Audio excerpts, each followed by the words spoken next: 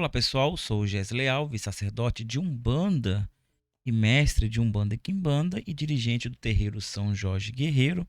E nós vamos para mais um react. E esse react não vai ser um react qualquer, tá? Vamos continuar aqui, porque eu já fiz alguns reacts do canal do Ginga Gandimba, que eu estou amando reagir aos vídeos desse grande gênio africano, que eu te amo, Gimba, te amo, te amo, te amo. Mas vamos também aproveitar essa oportunidade para nos aprofundar mais em certas verdades que nos foram negadas, né? Mas vamos começar com esse vídeo do Ginga. Todos os vídeos vão estar aqui na descrição o link para o original, tá? Vai lá, confiram. Sigam esses canais também para ajudar. E vão lá. O primeiro é do Ginga, que é os verdadeiros hebreus são negros e estão na África. E nós vamos assistir outros vídeos também, mas esse vai ser o primeiro. Só para começar, só para já contextualizar, o que será dito aqui não tem nada a ver com Deus ou com a teologia da Bíblia que nós temos em mãos, tá? Nada a ver. Esquece esse Deus, esquece essa Bíblia, esquece essa coletânea de mentiras que foi enfiado goela abaixo para nós, para nos controlar, tá? Mas também tem a ver com um pouco dessa Bíblia, dessa história narrada ali. Como tem dito algumas vezes, a mentira misturada com a verdade para ser ingerida e confundir os sábios, tá? Então tomemos cuidado. Então vamos analisar direitinho, mas tenha isso em mente, que não tem nada a ver com essa Bíblia que nós temos na mão, mas tem a ver com a história que está naquela Bíblia. Saudações, família. Olha, hoje eu vou falar sobre quem são os verdadeiros povos de Israel. E eu vou fazer esse vídeo por conta do pedido do pessoal do Brasil, Angola, Moçambique e em outros países que falam português que me acompanham, ok? Mas antes que eu dê a minha opinião, eu vou querer que acompanhe este vídeo aqui de uma israelita a falar sobre algo muito importante. Depois eu vou dar a minha opinião após ela ter dito isso. Mas eu vou fazer o seguinte, eu vou tomar a leitura para todo mundo compreender porque ela está falando na língua dele e a letra está muito pequena, ok? Pode ser, manos? Vamos lá. Oi, shalom, shalom de Israel. Isso é tudo sobre Jetro. E eu ouvi que vocês, povos pretos, foram sequestrados da África para a América. Isso, vocês não sabem quem vocês são. Vocês não sabem quem vocês são. Mas vocês são os filhos de Yahweh. E eu estou falando para vocês. Vocês têm que voltar para as suas terras natal. Aqui para Tizon, Sião, para Jerusalém. Porque nós, como gentios, nós precisamos de vocês. Nós precisamos que vocês voltem e orem porque vocês são os nossos salvadores. Vocês não sabem que vocês foram escolhidos por Yahweh para viverem nessa terra. Não o povo judeus, são vocês que devem morar em Israel. Vocês foram sequestrados da África. Eles enganaram vocês, eles disseram que vocês são escravos, mas vocês são na verdade os filhos de Israel. E é tempo de apenas voltar. Voltem, voltem pelo seu povo, voltem por nós, voltem por todos os gentios, porque somente vocês podem nos salvar. Então, por favor, voltem para Israel. Ok, isso é o que a senhora disse aí. No final vou pôr o vídeo completo para vocês tomarem a leitura. Então, primeira coisa que eu quero aqui deixar bem claro é, né, para aqueles manos africanos, né, que vão dizer, por exemplo, que nós estamos a fazer um sincretismo, né, que estamos a tentar adaptar a história dos outros para serem as nossas, né, que estamos a pegar a Bíblia para tentar encaixar na realidade africana, não é? Deixa primeiro aqui fazer só uma pergunta por conta disso, ok? Se nós éramos uma grande civilização, se nós éramos uma potência, se nós civilizamos o mundo e boa parte da tecnologia, do conhecimento filosófico, matemático e muitos outros saiu da África, e a África era uma potência desde o Egito e outras civilizações, não é? A pergunta que eu faço é, por que então que hoje, a África é maribunda? A pergunta que eu faço é essa. Se nós éramos grandes civilizações, aonde é que nós falhamos? Como é que hoje fomos submetidos a sermos cauda em vez de cabeça, uma vez que nós éramos o cabeça no mundo e que nós civilizamos as nações? Aonde é que nós falhamos? Essa é a pergunta que eu faço. Como e aonde é que a África falhou, que hoje é miserável? A pergunta que eu faço é essa. Então, eu tenho uma resposta. Talvez essa resposta pode não gostar, ok? Mas vamos no que de facto interessa e vamos olhar um pouquinho no respaldo bíblico.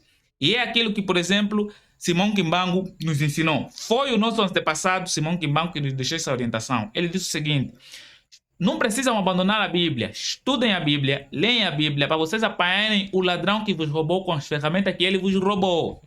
Primeira pergunta é: quem é esse ladrão? E qual é esse instrumento que ele usou para nos roubar? O ladrão é o Ocidente, o europeu, e o instrumento que ele usou é a Bíblia. Através desse estudo que nós vamos fazer, vamos apanhar o ladrão. Essa foi uma orientação do nosso antepassado.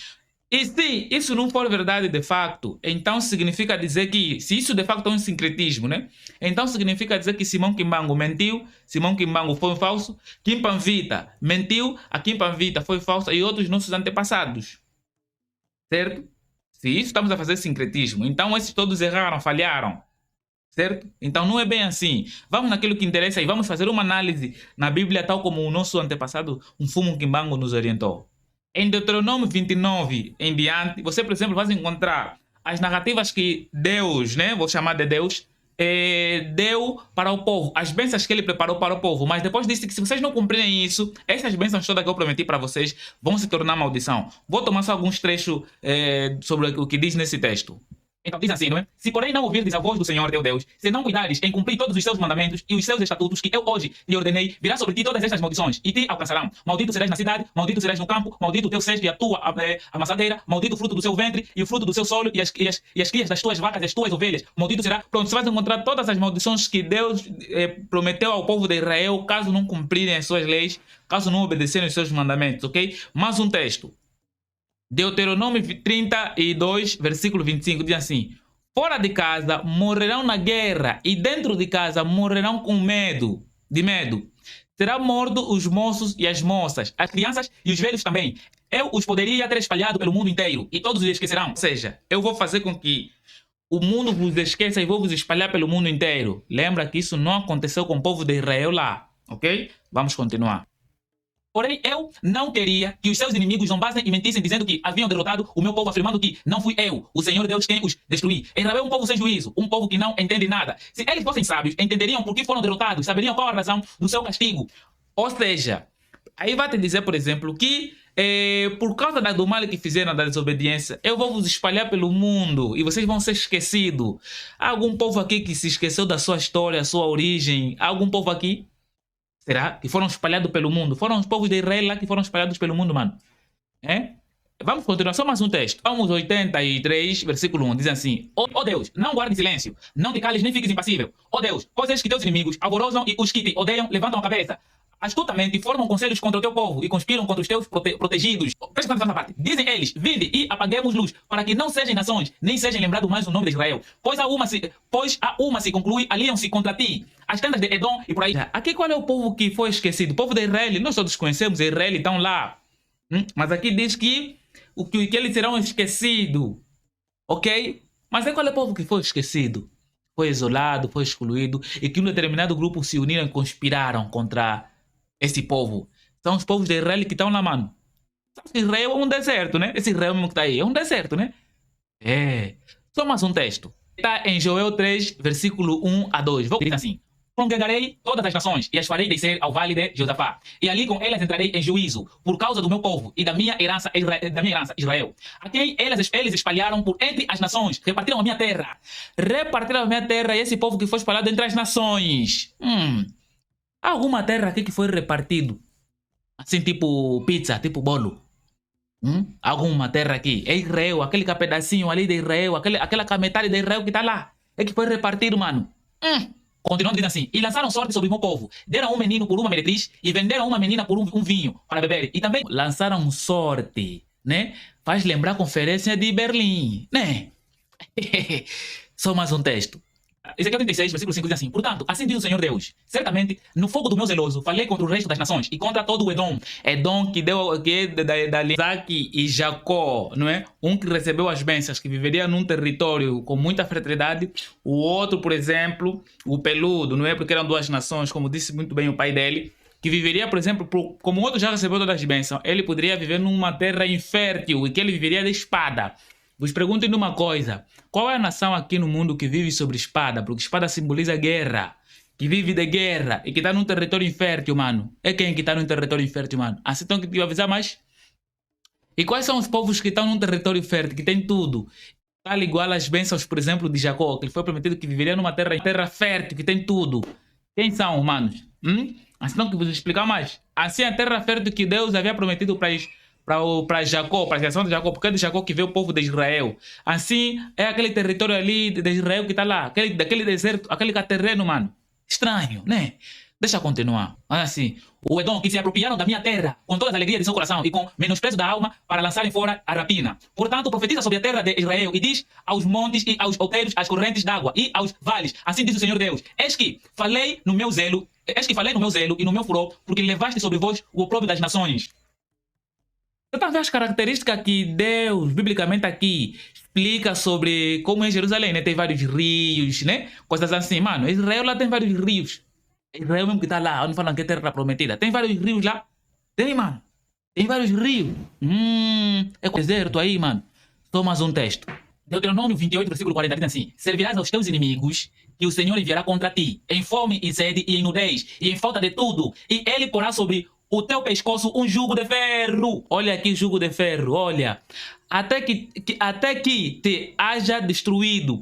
O Senhor levantará contra ti, de longe das extremidades da terra, uma nação que voa como águia, nação cuja língua não entenderás, nação de rostos ferozes, que não respeita ao velho, nem se compadece do moço. Porque aqui na nossa tradição, respeitar os mais velhos, ok? Os mais velhos, os avós, mais velhos dizem respeito. Essa é uma das nossas culturas. Mas aqui diz que ele nem respeita nem os velhos, nem os moços. E só para acrescentar, o símbolo dos Estados Unidos é uma águia careca. E eles sempre trazem essa questão feroz da guerra e eles não respeitam tradições de ninguém. Tudo para eles não presta. O centro do mundo, na mente de um americano, de um norte-americano, é os Estados Unidos. Mano, isso tudo que tá aqui, você sabe o que aconteceu com que povo? Isso não aconteceu com o povo de Israel que tá lá, mano. Acompanham só a história do mundo. Isso aconteceu com os negros da África. E essa imigração, quando Deus falou, por exemplo, na terra onde vocês estão a entrar, não era esse Israel que está lá, era no centro, porque por isso é que ficaram 40 anos girando o deserto. Eles estavam a descer para o centro da África, que hoje é chamada de Congo. Ok, manos? Isso não é sincretismo, não, mano. A Bíblia está cheia de fermento, está cheia de mentira, está cheia de falsidade. Sim, mano. Vamos estudar esse livro mesmo, para apanhar um ladrão que nos roubou com a ferramenta que ele nos roubou. O verdadeiro povo de Isolele, ou de Israel, mesmo os africanos, mano, os pretos, foram espalhados pelo mundo, levados como escravos, como diz aí, uma corrente. Ok? Fomos espalhados pelo mundo, porque houve uma grande conspiração do Ocidente e dos árabes, ok? Que tinha um plano contra a raça negra. Somos nós, mano. Ok? Somos nós. Se não me respondem só, como é que nós éramos potência e caímos? A resposta é que nós desobedecemos uma lei do nosso Criador, Zambiampungu Tuleno, Sakatanga, Olodum Maré, ok? Amun Ra. Desobedecemos a lei de Maat, que é a lei universal, que é a lei da natureza. E são essas leis que nos foram pelo mundo, ok? Toda essa história não encaixa com eles lá em cima, mano. Encaixa conosco aqui, os pretos, mano. Ok, mano? Vou dar continuidade num outro vídeo. Obrigado por acompanharem até aqui. E tamo juntos. Só uma observação. Aqui nós vemos a estrela de Davi. E eu vou trazer de pouquinho em pouquinho essa questão das simbologias. A gente percebe nos pontos riscados de muitas entidades, e isso não é de agora, de muito tempo atrás, que elas sempre trouxeram símbolos. Por exemplo, no outro vídeo nós falamos sobre a cruz. O nosso próprio irmão Ginga, ele traz um vídeo explicando que as cruzes, né, os crucifixos, já existiam, a simbologia em África, em vários territórios, e por isso que foi muito bem aceito esse símbolo dentre eles. E nós percebemos que os pretos velhos, eles carregam essa cruz, e a cruz sem a imagem de um homem pregado ali. Eles sempre retiram essa imagem para ficar somente com o símbolo da cruz. Nós descobrimos com o nosso irmão Ginga muito mais sobre a cruz. Vai lá e assista esse vídeo. E aqui a gente vê também a estrela de Davi, ou o hexagrama, né? Que é uma simbologia riquíssima, da onde é o encontro do que há em cima, do que há embaixo, ou quem prefere seguir para uma filosofia mais naturalista banto, que é a direita e a esquerda, e é a junção de tudo isso formando o eu, formando este ser humano, que é a metade de uma criatura e a metade do Criador, animal e espiritual numa única conjuntura. Então essa simbologia também já é africana há muito tempo, e quando nós percebemos nos pontos riscados e paramos para estudar atualmente, eu percebo que muitos que não entendem de onde surgem as coisas e querem ensinar mesmo assim sobre as nossas coisas, vão dizer que é um símbolo judaico. Vai dizer que a entidade se equivocou, ou que esse simbolismo ele tem um significado judaico. Então, assim, não rola, não é assim. Existe uma simbologia e ela não é judaica. De repente, talvez, se for um cigano do Oriente, possa ser judaica. Possa ser, talvez, mas com certeza você deve ter visto isso em um ponto ou de caboclo, que eles usam bastante, ou de um Exu. Eles também utilizam bastante. E também alguns pontos de ambiente. Existem vários tipos de ponto riscado, mas quando a gente fala de entidade, com certeza ele está dizendo sobre essa conjuntura do ser espiritual com o ser carnal, formando o eu, a pessoa, o ser, tá? Então, esse é o primeiro vídeo que nós vamos ver. Vamos lá. O nosso irmão Ginga, ele traz essa grande verdade que os hebreus, eles são negros e eram da África. Primeiro, quando ele fala que Israel a terra prometida não é Israel, e sim o centro de África, que seria o Congo, a gente tem que lembrar também que a Europa, quando ela começa a ter contato com a África e ter interesse com os povos do continente africano, não era conhecido como África, tá? Os continentes mal eram entendido isso. Então, o que ele chamava essa terra de como? De Congo. Principalmente a partir do século 14 adiante, aí sim que se populariza. Tudo para eles era Congo. Não era africano, não era tudo, era Congo. Para eles, todo aquele continente era chamado de Congo. Então, era uma forma de interpretar. Gesley, mas Israel fica no continente asiático e não no continente africano. Perfeito. Vamos lá? Vamos dar uma olhadinha em alguns artigos aqui. Vamos primeiro a esse site aqui, Mundo Educação, da UOL. Gente, isso não é fonte de nada, tá? É só uma especulação aqui. Não sou historiador, mas eu acho que com o mínimo de um Google, a gente evita muitos equívocos por aí, ok?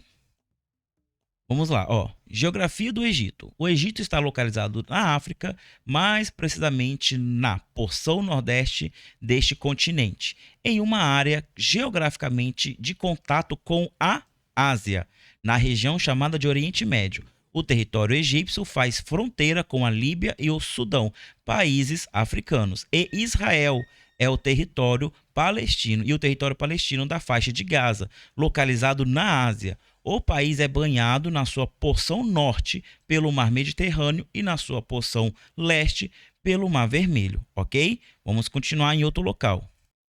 Vamos lá, ó. Joguei no Google, simples, qualquer pessoa pode fazer isso, né? E as pessoas perguntam, ó, como é feita a divisão dos continentes? A Terra está dividida em 6 continentes: África, América, Antártica, Ásia, Europa e Oceania. A divisão clássica dos 6 continentes terrestres, os continentes são divisões geográficas da porção emersa do planeta conforme diferentes critérios geográficos. Então, o primeiro critério, ele é geográfico. Vamos lá. Então, como é a divisão da Europa com a Ásia? Porque, teoricamente, eles estão na mesma plataforma, então deveria ser o mesmo continente. Por que a Europa se separa da Ásia, então? Vamos lá. A Europa está ligada fisicamente com o continente asiático, ou seja, deveria ser o mesmo continente, né? Se o primeiro critério é geográfico, então por que vai mudar? Então, vamos lá. Por que muda? Deste modo, o que os classificam como continentes distintos é diferente, são, na verdade, os aspectos culturais e históricos. Então, na visão deles, científica, que é eurocêntrica, a Europa se separa da Ásia por causa da cultura e não pela geografia, que é a primeira regra. Perfeito. Então, vamos continuar em um outro artigo. Só um minuto. Então voltamos aqui, olha.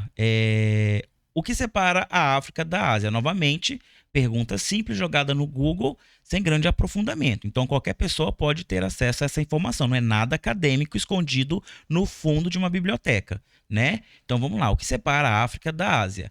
A linha habitual que divide África e Ásia é o... Como é isso? Istmo do Suez. Eu acho que é assim que pronuncia, não sei. O ponto mais estreito entre o Mediterrâneo e o Golfo do Suez. Rota que hoje é seguida pelo Canal do Suez. Tal torna a Península do Sinai geograficamente asiática e o Egito uma nação transcontinental. Então, vamos lá. Se eu não consigo separar a África da Ásia por questões tradicionais, por questões raciais, eu não consigo separar a África da Ásia por questões culturais, que é o padrão que eles usam para separar a Ásia da Europa, então eu tenho que separar por geografia. E aqui está dizendo que o que separa o continente africano da Ásia é esse tal de Canal do Suez. Vamos olhar o que o Google fala sobre o Canal do Suez? Vamos lá, olha. As pessoas também perguntaram qual é a história do Canal de Suez. Eu acho que é assim que pronuncia, não sei. Vamos lá. Foi inaugurado em 1869, ou seja, bem recentemente, antes da abolição da escravatura aqui no Brasil, e sua história está atrelada à influência das nações imperialistas europeias e seus respectivos interesses comerciais. O canal foi nacionalizado pelo Egito em 1956. Desde então, se consolidou como uma rota de comércio importante entre a Ásia e a Europa. Ou seja, não foi pela cultura, não foi pela raça, não foi pelas tradições que conseguiram separar a África da Ásia. Por quê? Por que esse interesse de separar a África da Ásia? Porque na Ásia, ali, como nós vimos aqui no primeiro texto, deixa eu ajustar aqui.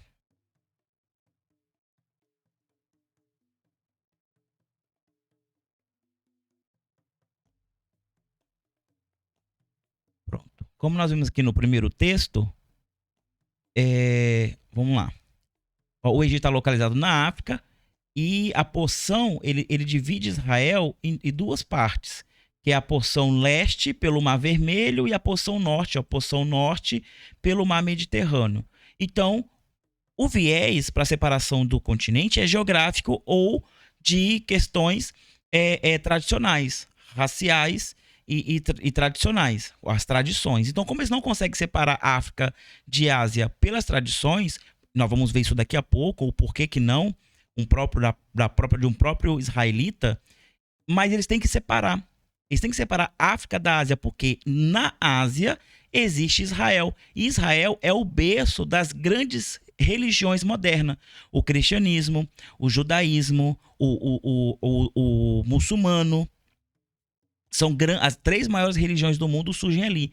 E quem é que vai controlar essas religiões? O Império. O Império da Europa, principalmente a Igreja Católica, tem que controlar. E ela só consegue controlar a narrativa de que esse Deus, ele é branco, esse Deus, ele é eurocêntrico, esse Deus abençoa a Europa porque é um Deus europeu, é um Deus voltado para eles, como isso foi narrado por diversos séculos, desde o século XV adiante, ou provavelmente até do século X, onde teve as cruzadas. Mas vamos pegar do século XV, que é quando começa o tráfico de pessoas, seres humanos de África para o resto do continente. Eles precisam dessa narrativa. Então, Israel tem que estar separada de África, porque não pode ser africanos. Para poder subjugar esse povo, Deus, o mesmo Deus que está sendo cultuado na Europa, não pode ser o mesmo Deus que dá aval de bênçãos para o africano. Então tem que separar. Então, como eles não conseguiram separar pelas tradições, pela raça, pela própria história que Israel tem com a África, através ali do Egito, o que acontece? Vamos criar um canal.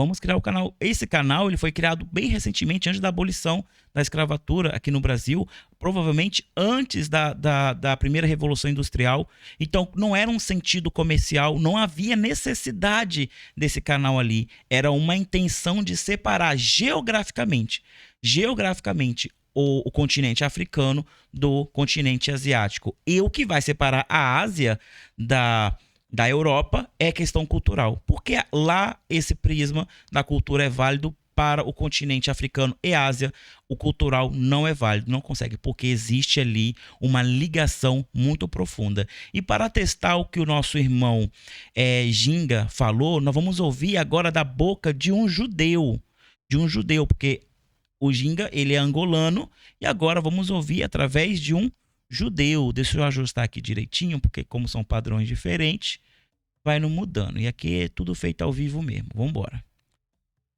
Tem editor, então não tem como fazer muita coisa não. Deixa eu ver se dá para aumentar mais. Dá para aumentar mais um cadinho. Pronto. Vamos agora ouvir. Ele é do canal Contraste. O link também vai estar aqui na descrição. É só ir lá assistir. É um canal já validado, quase 1 milhão de pessoas. E o título do vídeo dele é: Onde estão as 10 tribos perdidas? Qual tribo você pertence? Então, olha, é um vídeo de 19 minutos. Eu vou colocar aí 1.5. Se tiver muito rápido para você, eu peço que você vá lá e assista o original, tá? Porque como é muita coisa, vai ficar muito longe. E eu não vou interromper, até porque eu não sou especialista nas tribos hebraicas, né? Eu não sou especialista nisso. Mas o que ele vai falar vai ligar o povo israelita a nós, africanos, tá? Presta atenção. Ser judeu é pertencer a uma tribo. E Israel tinham 12 tribos. Então, cadê essas outras 12 tribos? Vamos dar uma olhadinha? Viu falar sobre as 10 tribos perdidas? Será que você faz parte de uma dessas 10 tribos, ainda mais agora que muitas delas já foram encontradas e reveladas? Vamos entender melhor esse tema. Em Israel, na época dos reis, houve uma divisão entre as 12 tribos. Na verdade, essa divisão começou ainda na época de Moisés, porque 2 tribos, a tribo de Reuven e a tribo de Gad, não entraram em Israel. Eles herdaram uma terra do lado de fora da terra de Israel, do outro lado do rio Jordão. Moisés também colocou metade da tribo de Menaché nesse lugar. O que aconteceu com essas tribos, nós já vamos estudar. Agora, depois do rei Salomão, quem reinou em Israel foi o seu filho Rehavam. Só que houve uma rebelião contra ele quando ele decidiu aumentar os impostos que já haviam em Israel. O líder dessa rebelião foi Jerovam. Jerovam, no final das contas, ele vai fazer um reinado paralelo. Ele divide o reinado, que era um só na época de Salomão, para 2 reinados. Agora vai existir o reinado de Judá e o reinado de Israel. Interessante que o profeta Ahiá, o Shilonita, ele vai até Jerovam e fala para ele: olha aqui, essa roupa, ele rasga uma roupa da túnica de Jerovam. Ele corta esse pedaço em 12 pedaços menores e fala: Jerovam, pegue 10 desses pedaços, porque 10 tribos irão fazer parte do seu reinado. Ele adverte Jerovam para não sair do caminho de Deus, dos preceitos divinos, o que Jerovam não vai escutar, mas nós já estamos vendo aqui uma profecia, que há um reinado de Judá que tem 2 tribos, e eu já vou te explicar, e meia. Por outro lado, nós temos o reinado de Jerovam, o reinado de Israel, que ele, na prática, ele vai contar com 10 tribos. Por que 10? Porque, na verdade, a tribo de Levi, parte, ela vai ficar no reinado de Judá, parte ela fica no reinado de Israel com Jerovam. Além disso, parte das pessoas da tribo de Reuven, no final das contas, decidiram ficar em Israel. Então eles ajudaram na conquista de Israel, como nós vemos na Bíblia, no livro de Josué. Houve a conquista da terra de Israel e nessa conquista, a tribo de Reuven e a tribo de Gad, que ficaram do outro lado do Jordão, participaram. Nesse momento, parte dessas tribos resolveram ficar em Israel. Então, e eles se juntaram, nesse momento, ao reinado de Israel. Então essa era a divisão que acontecia. E aí o que aconteceu? A Bíblia conta pra gente que no ano de 556 antes da Era Comum, os assírios, sob o reinado de Shalmaneser V, eles atacam o reinado de Israel, a capital era na Samária e destroem completamente o reinado de Israel. Veja bem, o reinado de Judá não foi destruído. Ele ainda existia e a capital em Jerusalém, inclusive lá estava o grande templo de Jerusalém. Quando isso acontece, o que o rei Shalmaneser V faz? Ele ganha a guerra. É claro que ele assassina milhares de pessoas, mas as pessoas que sobram, ele retira elas para a diáspora. A ponto de que no livro de Reis nós temos explicitamente até os lugares iniciais onde essas tribos chegaram. Então a gente está falando já de uma boa parte do povo de Israel que foi para uma diáspora, como está escrito no livro de Reis, o seguinte: e ele levou Israel para a diáspora na Assíria e assentou eles em Halach, em Havor, no rio Gozan e nas montanhas de Madai. Algumas pessoas traduzem montanhas do medo, mas apesar da palavra Madai em hebraico parecer com a palavra medo, Madai é uma região, tá? Um lugar geográfico. Então falar que são montanhas do medo não é a melhor tradução que nós podemos ter. Então a gente já sabe o lugar inicial aonde essas tribos foram parar. E o que aconteceu com a tribo de Reuven, Gad e metade da tribo de Menaché, que estava do outro lado do Jordão? Sobre eles nós lemos no livro de Crônicas. Na verdade, eles também foram para o exílio através também dos assírios. Como está escrito, e levou a Reuven e a Gad e metade da tribo de Menaché para a diáspora, e levou eles para os mesmos lugares que nós falamos antes. Lachlach, Havor, Hará, Nehar Gozan, até o dia de hoje. Quando a Bíblia fala até o dia de hoje, não é até esse ano que nós estamos, e sim até o momento que aquele livro foi escrito. Então existe aqui alguns lugares a mais que nós não vimos anteriormente, mas outros lugares correspondem aos mesmos lugares das tribos que estavam no reinado de Israel. Então no final das contas a gente vê algo muito claro. As 2,5 tribos e todas as tribos que estavam no reinado de Israel, elas foram para a diáspora, inicialmente para algum desses lugares que a gente já vai revelar que lugares, tá? São esses, e é claro que durante a história eles vão se espalhar para outras partes do mundo. Aonde será que eles estão? O que acontece enquanto isso no reinado de Judá é algo muito importante de você saber. Nós sabemos que o reinado de Judá, ele tinha a tribo de Judá, ele tinha a tribo de Benjamim, ele tem parte dos levitas que estão lá. Porém, é claro que mesmo nessa época história, antes da destruição do reino de Israel, haviam pessoas que emigravam de um reinado para o outro, seja por motivos ideológicos, econômicos e de guerra. Então, uma dessas migrações nós podemos ver nos livros bíblicos explicitamente. Na época do rei Assá, nós vemos no livro de Crônicas o seguinte relato: e ajuntou todo o Judá, o Benjamim, e com eles os estrangeiros de Efraim e Menaché e de Simão, porque de Israel vinham a ele em grande número. Nós sabemos que na época do rei Assá, o território geográfico de Jerusalém teve que ser ampliado, porque a população cresceu 10 vezes, e você agora entendeu por quê. Ou seja, nós estamos vendo que no reinado de Judá existem pessoas das outras tribos também. Também o rei Hizquiel, ele clama para as pessoas do reinado de Israel virem para o reinado de Judá. Existe aqui não só uma salvação deles da destruição que está acontecendo no reinado de Israel, mas também uma salvação espiritual, porque no reinado de Judá eles trabalhavam a Deus, lá estava o grande templo de Jerusalém, enquanto em Israel a idolatria predominava. Ele convida as tribos a virem para o grande templo fazer a festa da Páscoa, no grande templo. Como nós vemos escrito, enviou mensageiros por toda a Israel e Judá, e escreveu também cartas a Efraim, a Menaché, para que viessem à casa do Senhor. E veja o que está escrito logo depois: e os correios foram passando de cidade em cidade pela terra de Efraim e Menaché até Zebulun. Todavia, algumas pessoas da tribo de Asher, da tribo de Menaché, da tribo de Zebulun se humilharam e foram até lá. Humilharam porque eles tinham um lugar deles, agora eles são estrangeiros. Na verdade, eles foram muito bem recebidos. Então, por um lado, nós vemos que das 10 tribos, não quer dizer que elas foram totalmente para a diáspora. No reinado de Judá, haviam judeus de outras tribos, além das tribos que nós falamos: Judá, Benjamim e parte dos levitas. Importante saber que também ocorreu o contrário. Ou seja, pessoas da tribo de Judá e da tribo de Benjamim saíram do reinado de Judá, revoltadas por alguns motivos, e se juntaram ao reinado de Israel enquanto ele existia, e também foram para a diáspora. Agora vamos entender aonde estão essas 10 tribos até os dias de hoje. Nós temos relatos simplesmente fascinantes em várias partes do mundo, que muitas delas até estão nos lugares originais que a Bíblia conta pra gente que eles chegaram até lá. Vamos lá, antes dele começar, temos que ponderar uma coisa aqui. Vamos lá.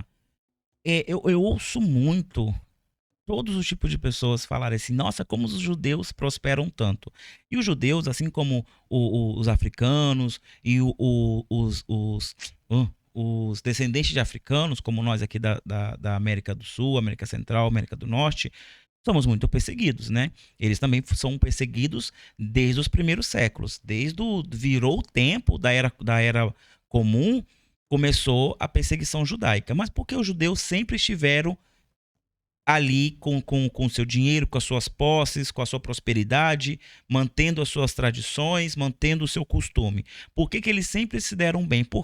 Porque hoje Nova York é dominada pelos judeus. Você não faz nada em Nova York cujo seu dinheiro não passe pela mão de um judeu. Porque judeu virou estereótipo de gente rica, de gente talentosa, bem afortunada. Porque os judeus sempre foram aqueles que emprestavam dinheiros para financiar grandes bancos, grandes guerras medievais e depois foram perseguidos pela Santa Inquisição para que, se eles morressem, a dívida era perdoada. Por isso que os reis medievais permitiram que a Santa Inquisição fosse atrás dos judeus, porque até então eles eram muito bem-vindos nas terras europeias, porque emprestavam dinheiro para financiar a guerra. Porque acontece a perseguição dos judeus antes da Primeira Guerra Mundial, durante a Primeira Guerra Mundial, antes da Segunda Guerra Mundial, durante a Segunda Guerra Mundial e pós-Segunda Guerra Mundial.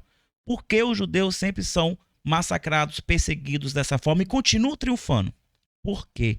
Bom, eu já dei a resposta e o nosso irmão Ginga também já cantou a resposta. Tradição. Os judeus é uma das 12 tribos e eles são um povo que não se distanciou da promessa de seu Deus, Yahvé. Eles estão sempre ali buscando Yahvé. Eles seguem a tradição de Yahvé. Eles rezam, eles oram segundo os mandamentos de Yahvé. Eles seguem os passos dos seus anciões. Eles estudam a história do seu povo. Por que fazem tanta questão de que o africano e o descendente de africano esqueça a sua própria história, esqueça a sua origem e adote a origem do estrangeiro? Por quê? Porque é na ancestralidade que existe o poder. É no Amen, é no Deus Ambi, é no Deus Olorum que há o poder do africano, do descendente do africano. Por que temem tanto o poder do africano, a potência do africano? Porque assim como Judá e os judeus fazem um estrago no mundo, mesmo sendo perseguido e massacrado, agora imagina um continente inteiro indo contra eles. Então preste muita atenção que nós precisamos voltar às tradições, voltar aos deuses que fundam as primícias espirituais africanas para que o nosso poder real, a nossa potência real como povo seja exercida. E nós não devemos olhar com inveja para os nossos irmãos judeus. Nós devemos seguir o exemplo deles, que é não abandonar as promessas de seu Deus, esperar o seu Messias e aguardar, mesmo que em cativeiro, a sua salvação. E eles estão prosperando. Não pense que é diferente. Se você pesquisar aí, os judeus estão no topo do mundo. Mesmo que eles são perseguidos por todos os lados, eles estão no topo do mundo. Vamos continuar aqui para a gente vai ver aonde estão essas tribos. Porque como cantou lá o nosso irmão Ginga, a promessa é o quê? De Deus é o quê? A maldição. Se você não me seguir corretamente, qual é uma das maldições? Eu vou te espalhar pelo mundo. Eu vou te isolar de teu povo. Então vamos ver onde as tribos foram parar? Há uma comunidade no Uzbequistão que eles declaram que eles são descendentes da tribo de Naftali e da tribo de Issachar.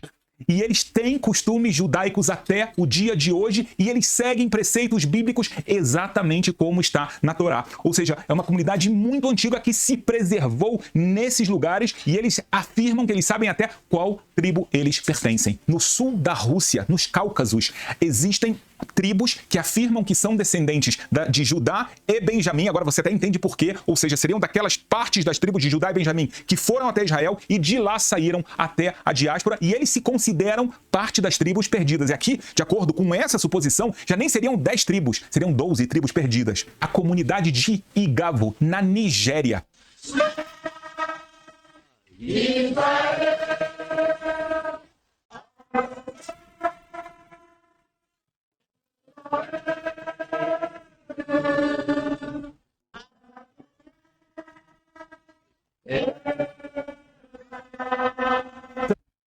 os ignorantes estudiosos da cultura iorubá, se tivesse no mudo, iriam dizer que são povos ligados a Ogum, por causa da vestimenta de caçador e o uso do mariô como adereço de enfeite ou de proteção. Mas tá vendo? Uma tribo de Israel cantando eu acho que é hebreu, como é a língua? A língua é hebraico, o hebraico antigo, cantando em hebraico, para Israel, para Elohim. Também mantém tradições judaicas fiéis. E eles têm, dentro das tradições, que eles são descendentes das tribos de Gad, Zevulun e Menashe. Gad, e vai vir os gaditas, que eram os soldados de Davi. Os gaditas, eles eram guerreiros tão poderosos que com uma só lançada derrubavam 1000 soldados. Pelo menos assim cantava o profeta se não me engano, é 1 Samuel ou 1 Reis. Eu não sei exatamente aonde está. Mas é na história de Davi que você vai lá. O Davi, ele pega os Gades, transforma eles em grandes guerreiros, eles são conhecidos como Gaditas. Um dos relatos mais fascinantes que rabinos até hoje em dia vão visitar essa tribo é num dos lugares isolados na Índia. Não é à toa que eles estão isolados na Índia, porque... Que bonitinho.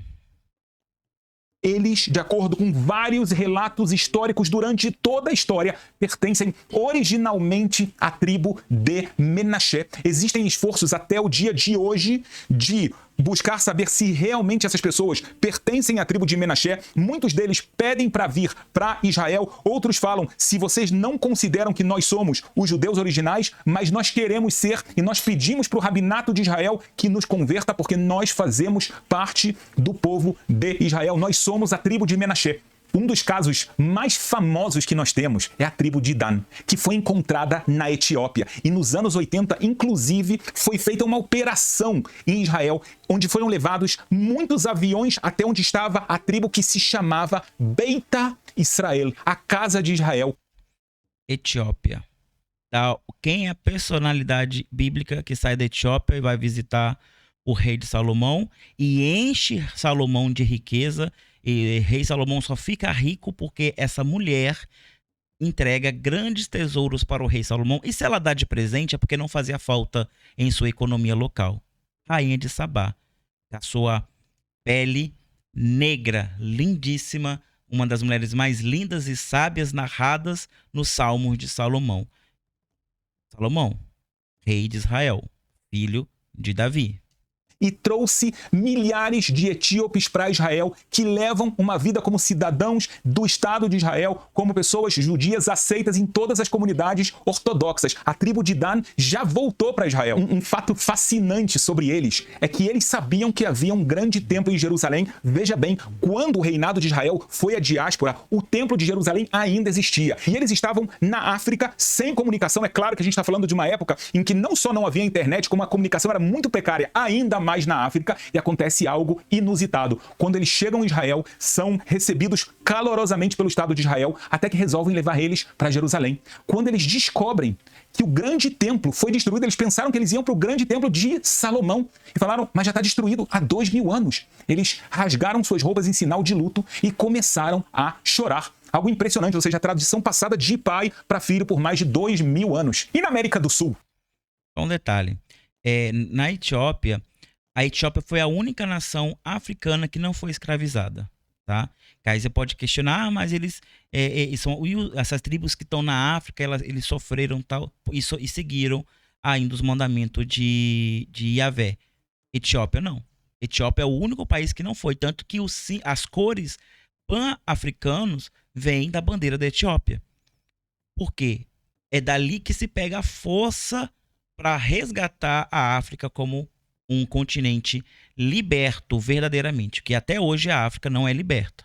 A África ainda sofre pelo imperialismo norte-americano e também europeu, que não deixam de roubar os recursos que existem em África e aquele povo prosperar. Então, a Etiópia ela prospera muito, muito a partir disso. Quando a rainha de Sabá leva esses tesouros para Israel, para abençoar o rei Salomão, porque ela o conhecia por ter grande sabedoria, mas ele era pobre. Israel era pobre.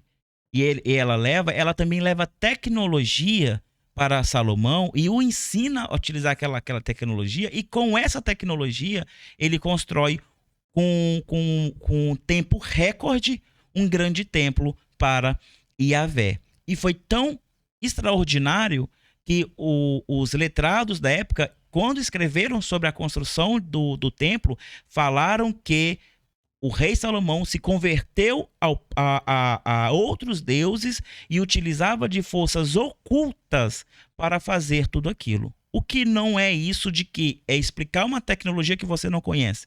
Você não compreende, então você leva para o lado místico. Todas aquelas coisas foram fantasma, foram demônios, mas aqueles demônios construíram um templo que impacta até hoje positivamente essas religiões. Então, assim, é muito duvidoso, muito duvidoso. Mas a Etiópia está aí, linda, bonita, e espero que prospere cada vez mais e volte a ser aquele reino poderosíssimo que sempre foi. Existem tribos perdidas. Olha que interessante, no século XVII, um importante rabino sai da Europa e vai buscar uma tribo que era chamada Tribo das Crianças, na verdade até crianças perdidas, e ele escreve um livro provando que essa tribo, na verdade, que eram considerados indígenas pelos povos locais, na verdade faziam parte das 10 tribos de Israel. Ele escreve um livro chamado Mikve Israel sobre esse tema. No Japão, então, essa da América do Sul, não entendi muito bem. Quem souber mais informação, passa aqui para mim.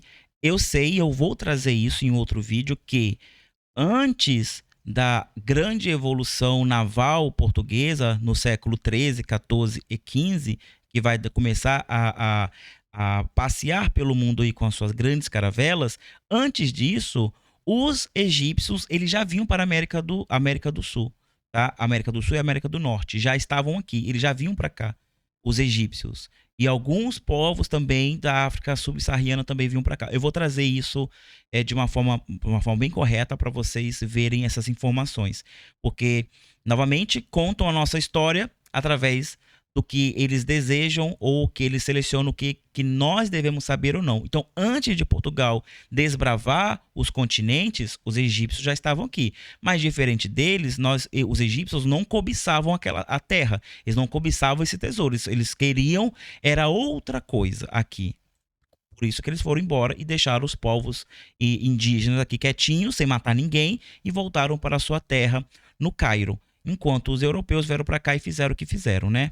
É bem diferente a história. Mas vamos continuar, porque eu não entendi essa questão do indígena aqui, como a tribo chega aqui, porque para chegar aqui, naquela época, tinha que ter um barco. Então, é muito importante esse fato aí. E se eles têm documentos que declaram que essa tribo chegou aqui na América do Sul e se camuflou no meio dos indígenas antes do século XV, então é sinal que não foi os portugueses, com a sua revolução naval, e começou a explorar de fato os continentes. Então, aquela história de que Vasco Coutinho, de que o Pedro Álvares Cabral descobriu as Américas, que tem um outro cara também descobriu, esqueci o nome, que descobriu a América do Norte. Então, é tudo mentira, né?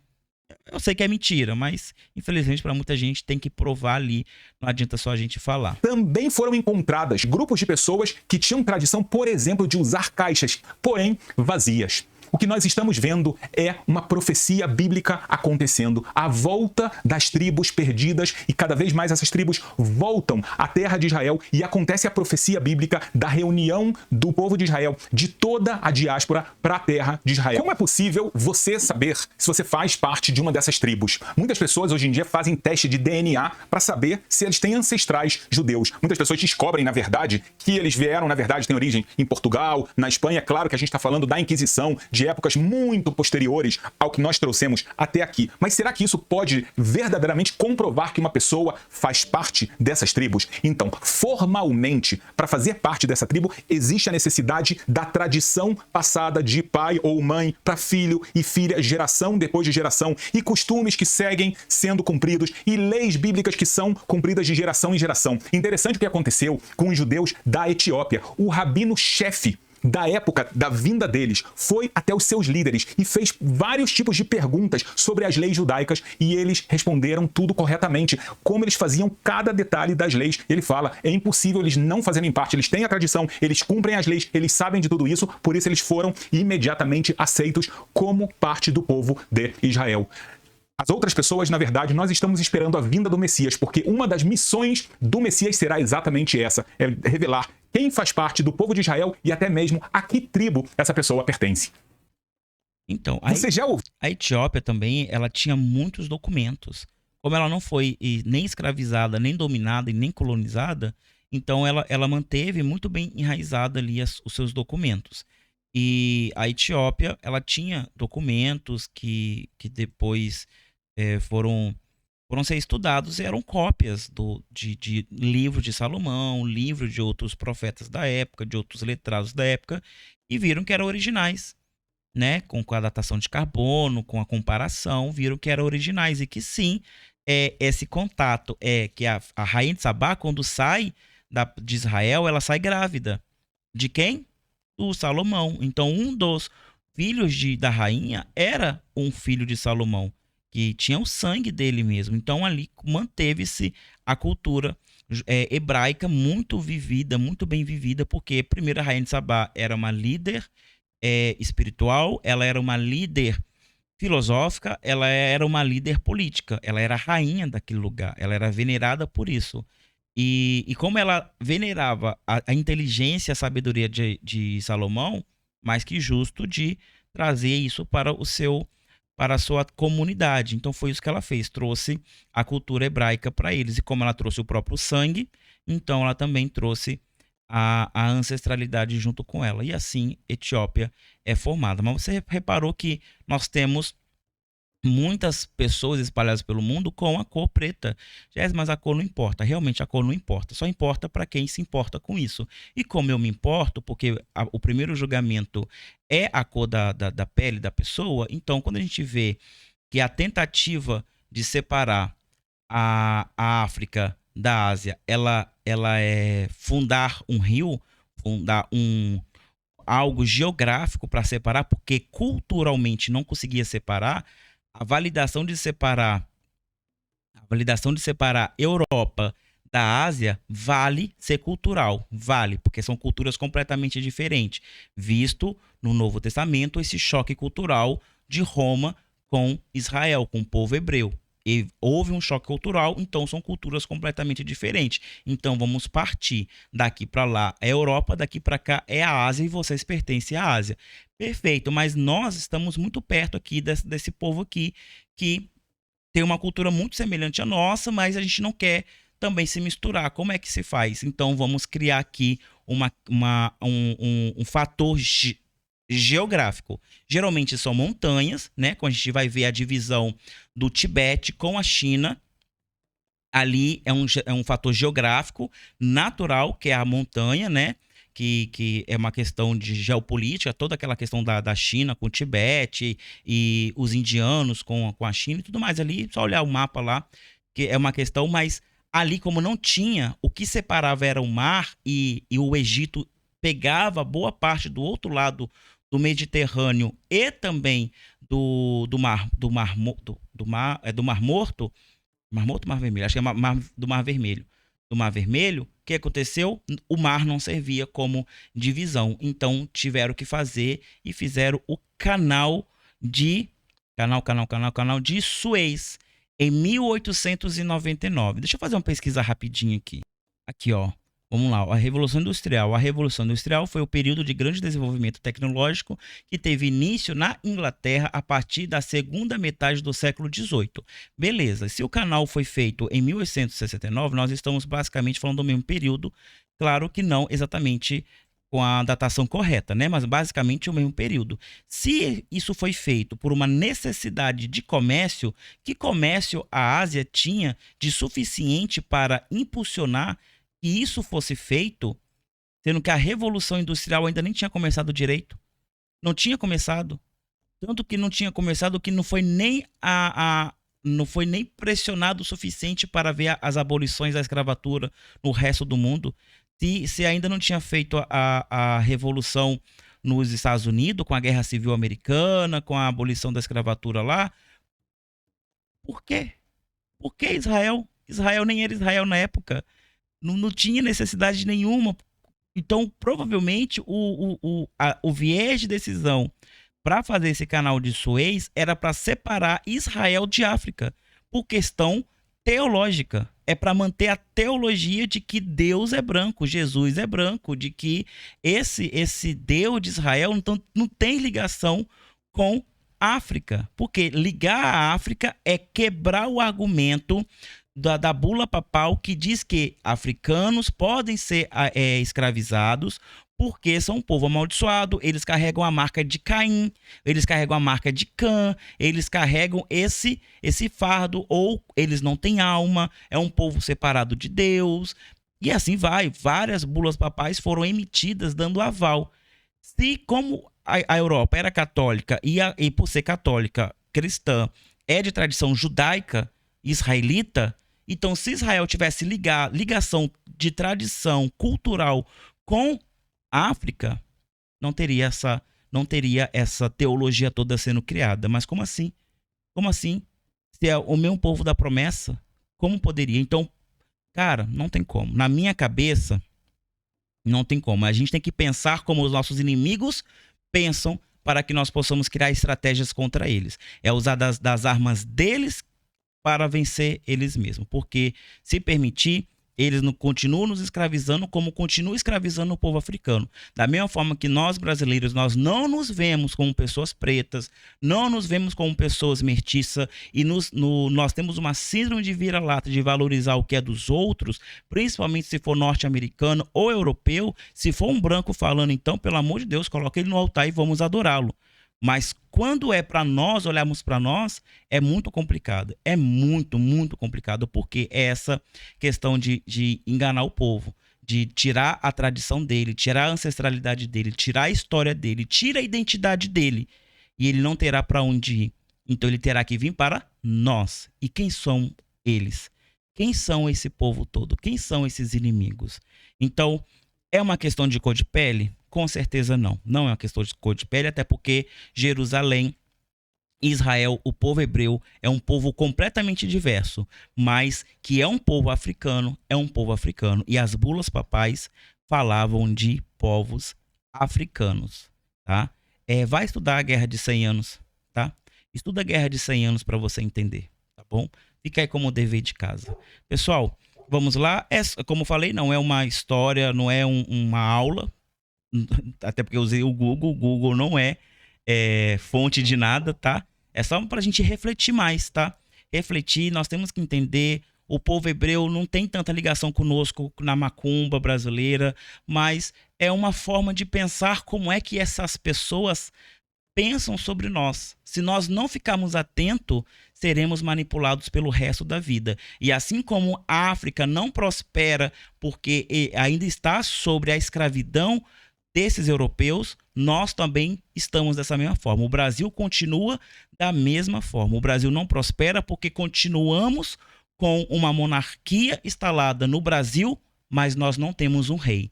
Nós não temos uma rainha, tá? E a monarquia, a coroa da monarquia, ela obedece ao Papa, obedece ao Vaticano. E o Vaticano nada mais é do que o coração da Europa.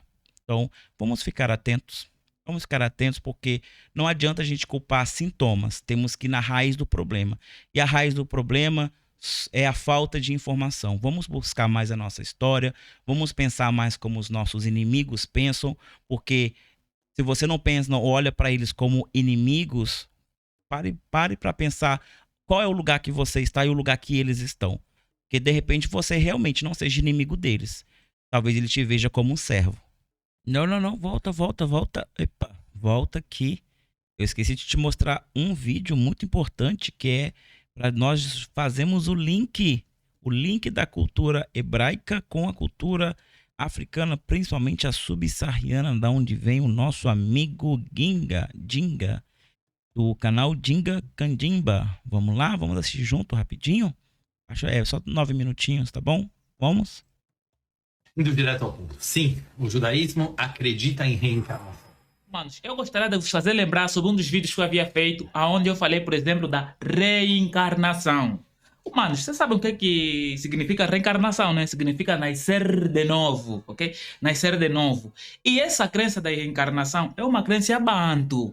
É uma crença de Nemanancongo, dos povos bantos, dos africanos. Ou seja, nós acreditamos que nossos espíritos, depois da carne, ascendemos e renascemos de novo. Ou seja, nascemos de novo. Por exemplo, na cruz da Dikenga, você tem, por exemplo, o espírito primordial que foi chamada de Mwanankalunga. De Mwanankalunga, você vai para Mpemba Kalunga. De Pemba Kalunga, que é o plano ancestral, você vai para Kunseke. O que é Kunseke? Kunseke seria o mundo físico, esse mundo aqui onde nós estamos, o planeta, ok? Então, do Kunseke, nós nos tornamos Muntu. Muntu já que somos nós, os seres humanos, ok? A pessoa, Muntu. E o Muntu, quando morre, volta de novo para esse espírito primordial, o Ambampungu Tuleno. Mwanankalunga. De Mwanankalunga retorna de novo o mesmo ciclo, ou seja, cumprindo o propósito, cumprindo o objetivo, cumprindo metas que eles não conseguiu cumprir enquanto teve plano físico. Por quê? Porque nós sempre acreditamos que a consciência está por além do corpo, ok? A consciência está por além da matéria, ok? Ou seja, a vida está por além do corpo material, está por além do corpo físico. Essa, pelo menos, é uma crença africana diferente, não é da crença evangélica, não é da religião cristã, aonde diz, por exemplo, que isso também é bíblico, se encontra na Bíblia, a dizer que o morto, quando morre, não sabe coisa nenhuma e não há ciência, não há coisa nenhuma, ou seja, estão todos a esperar a volta de Jesus para serem ressuscitados, né? Como se a vida, por exemplo, para ser vida depende do corpo físico. Nós, pelo menos, acreditamos que isso é lodo, é lodo. Toda a matéria que se projetou no plano material fica para o plano material. O nosso corpo se projetou aqui como matéria no plano material, então o nosso próprio corpo nunca ascenderá o plano espiritual, porque é mesmo o corpo, o limite dele é matéria. Então o espírito não depende da forma física para ter consciência, porque a consciência está por além da matéria. Isso é pelo menos o que nós africanos, por exemplo, acreditamos. Por isso é que a nossa visão da morte não é a visão religiosa que, por exemplo, é cristã. Vamos lá. Se você está um pouco perdido, se você fica perdido nas aulas que eu trago aqui, dá uma olhadinha no primeiro comentário fixado, tem um link, e esse link vai te dar acesso a uma aula grátis, que é sobre a importância das culturas Banto para a nossa visão aqui no Brasil, principalmente para o estudo da macumba brasileira. Então, tem muita coisa que eu estou trazendo, que é de África, de origem Banto, que foram os povos que mais vieram para cá escravizados, infelizmente. Então, muito da nossa cosmovisão espiritual, nós devemos mais a eles do que os cristãos. Até porque os cristãos, eles nos proibiam de estudar a própria Bíblia, de participar das missas e tudo mais. Então, nós não aprendíamos sobre a religião deles, mas aprendimos com os nossos ancestrais indígenas brasileiros e com nossos ancestrais africanos também. Então, a nossa espiritualidade brasileira, mesmo que disfarçada de cristã, ela tem muito mais a ver com o que esse rapaz está falando. E agora, falando sobre o que ele está dizendo ali, sobre a reencarnação, faz muito mais sentido nos conectarmos com a natureza, porque nós utilizamos banhos, utilizamos ervas, fazemos rezas aos ancestrais, rezamos para que os espíritos ancestrais venham nos ajudar numa macumba, numa gira de umbanda. Não fazemos isso? Pois é, essa ligação ela é material. Essa ligação só acontece porque utilizamos da matéria para fazer essa ligação espiritual. Como eu disse lá naquele vídeo sobre o número 7, são 4 elementos da natureza básicos, somados para fazer a evocação de 3 elementos espirituais. Total, 4 mais 7. 4 mais 3 igual a 7. Os 4 elementos dessa matéria evocando as 3 formas espirituais. Uma delas é a ancestralidade, que vem para nos orientar. Então, o uso das ervas, o uso da terra, do fogo, do vento, tudo isso deriva da nossa ancestralidade africana e não é distante da judaica. Eu fiz um vídeo, uns estão assistindo só esse trecho, mas existe um vídeo completo, uma aula completa sobre os hebreus são africanos. os hebreus são africanos. Então, essa parte está complementando o que eu estou falando naquela aula lá, que essa ligação, essa cultura de reencarnação, essa cultura de evocação é a junção da cultura religiosa hebraica que se soma à cultura, à cosmovisão, à cosmovisão do africano, principalmente do subsaariano. Então isso é muito importante. E novamente, a África só se separa de Ásia porque inventaram essa separação. Caso contrário, não existiria essa separação. Seria um único continente. Ok? E outras religiões, por exemplo, a ideia nossa da morte é que quando o corpo morre, o espírito volta ao espírito primordial, aonde todos os espíritos nascem, que nós chamamos de Wambampungu Tuleno. E fizemos esse círculo todo. Mas a questão que eu gostaria de expor aqui é: será que nós somos, por exemplo, únicos que temos essa crença da reencarnação, ou seja, do nascer de novo? E os judeus, manos? Será que os judeus pensam a mesma coisa? É assim, vamos ouvir ainda que esse nosso amado irmão judeu vai falar a respeito da reencarnação na visão deles. Será que eles acreditam também nisso? Não, é uma visão diabólica. Deveríamos todos simplesmente acreditar tal como a Bíblia diz, não é? Morreu, acabou e finalizou. Será que não existem outras crenças e a única crença absoluta, exata, pura e coisas do mais é mesmo só a cristã? Vamos ouvir esse judeu aqui, mano. Vamos acompanhar, ok? Nossas almas, praticamente todas as almas, já estiveram aqui antes. Sim, isso é uma crença judaica. Isso não é uma invenção de outras religiões. Isso não é uma invenção espírita. Então, espera ali. Eles acreditam que todas as almas já estiveram aqui antes. Ou seja, essa não é a nossa primeira existência. Então nós já existamos como espírito e depois vamos renascer aqui como carne. É isso que eu estou a entender, mano. Ou será que eu estou a entender mal? Vamos continuar. Indo direto ao ponto, o judaísmo acredita em reencarnação. Como nós sabemos isso? O Arizal, entre vários livros que seus alunos escreveram, ele escreveu um livro que se chama Sefer HaGilgulim, o livro das reencarnações. É interessante que a palavra reencarnação em hebraico não é literal, é reencarnação vem da palavra carne, voltar para a carne. Em hebraico, Gilgul significa roda, é a roda da vida.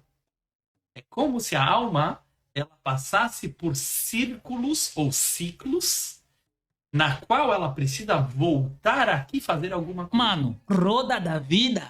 Essa não é a cruz da Dikenga. Essa não é a visão bantu da roda da reencarnação. E nós viemos aqui, voltamos e depois vamos para o plano espiritual e depois renascemos de novo para Kunseke. Nos tornamos muito. Vamos lá. Vamos consultar também um livro. Bantus, Malês e Identidade Negra, do Ney Lopes, da editora Autêntica. Eu já li esse trecho aqui em outra hora, em outro vídeo, mas eu vou ler só o finalzinho, na página 192. Diz o seguinte, no finalzinho do parágrafo, o autor diz sobre a reencarnação, sobre a crença na reencarnação, e é sobre os povos bantus. E a prova mais eloquente dessa situação foi a avalanche de suicídios de bantus na época colonial, a fim de que seus espíritos fossem reencarnar na África. Existe a questão geográfica disso também, tá? A questão geográfica de onde você morre e aonde você vai renascer. Tem essa teologia, mas a crença deles era tão forte que eles se jogavam no mar, eles chegavam e já procuravam uma forma de suicídio. E tem um monumento até nos Estados Unidos, né?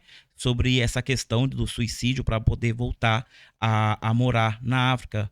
Eles contam, não, os negros se entregaram na escravidão. Claro, todo mundo quer ser escravo na vida, né? Não houve muitas resistências. E uma das resistências foi espiritual, se matando para reencarnar novamente nas terras africanas. E aqui, né, a cruz de Kenda sendo demonstrada em um ponto riscado, né? Olha que bonito. Será que tem alguma coisa a ver conosco? Porque não sei não, hein? Eu acho que isso aqui tem muito mais a ver com ponto riscado do que os escudos vikings, né? Que tentam nos passar ultimamente, né? Essa roda não é a cruz da Dikenga, mano. Como é que os judeus têm essa crença também, mano? Vamos continuar. O Arizal, eu falei que eu vou direto ao ponto, sabendo do sem enrolação, para quem tem déficit de atenção.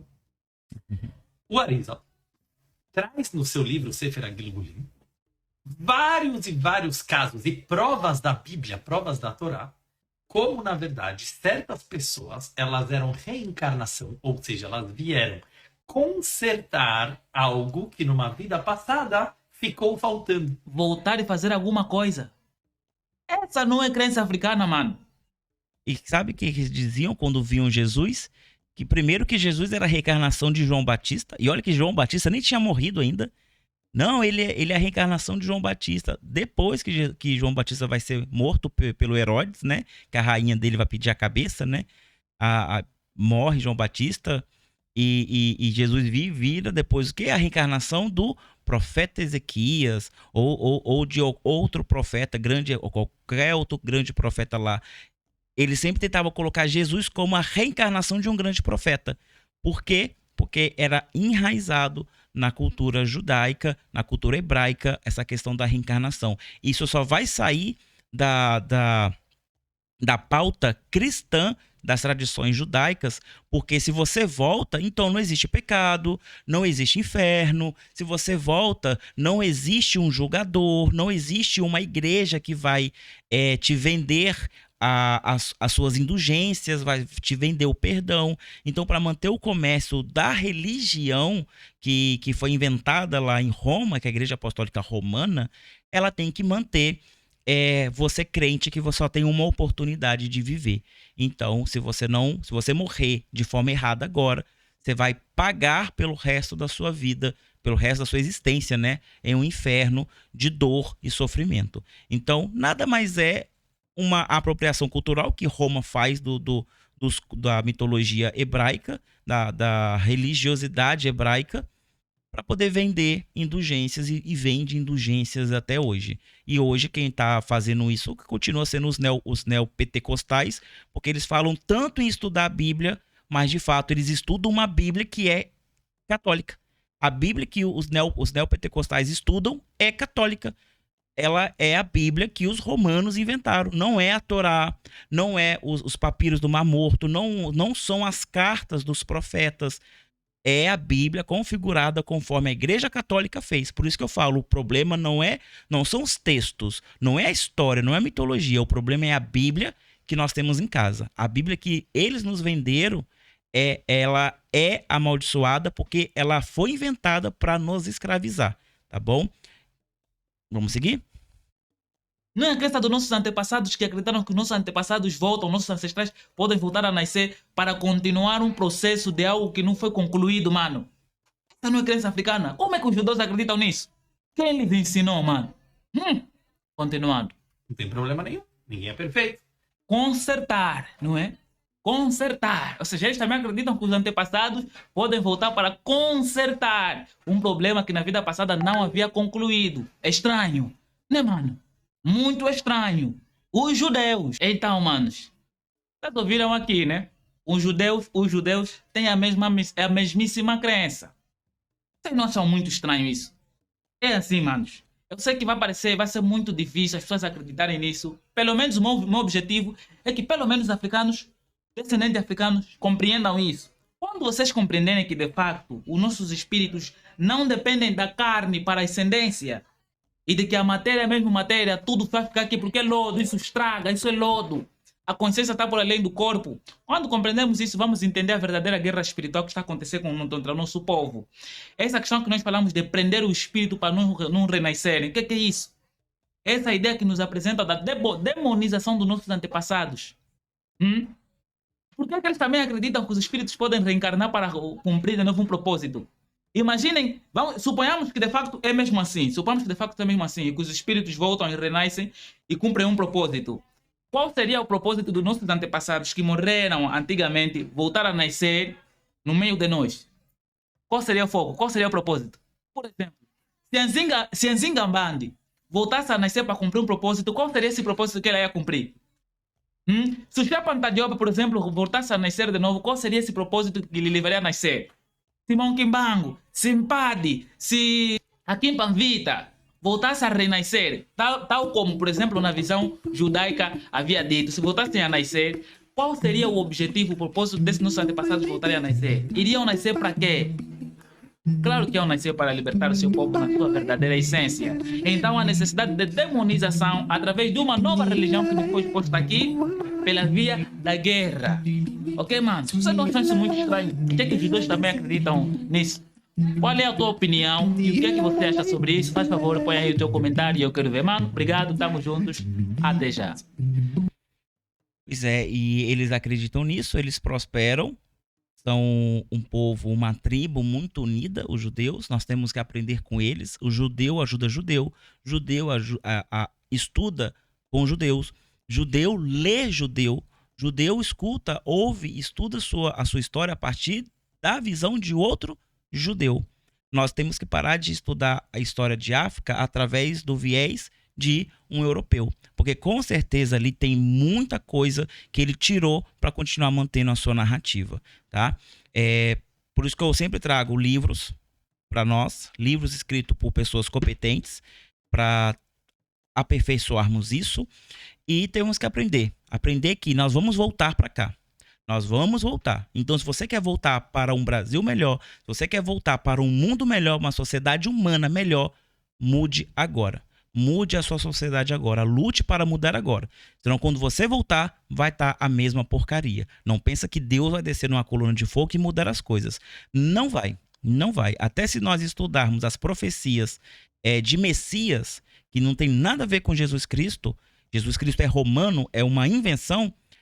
Se a gente for ver os Messias originais do povo hebreu, os Messias originais do povo asiático, do povo oriental, dos africanos, tanto ocidentais quanto orientais, nós vamos ver que eles não vieram aqui para salvar ninguém sem esforço, tá? Nós temos que nos esforçar.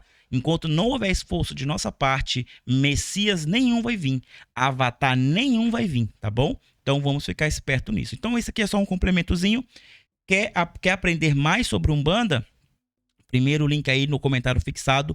Eu te vejo lá. Até mais. Tchau, tchau.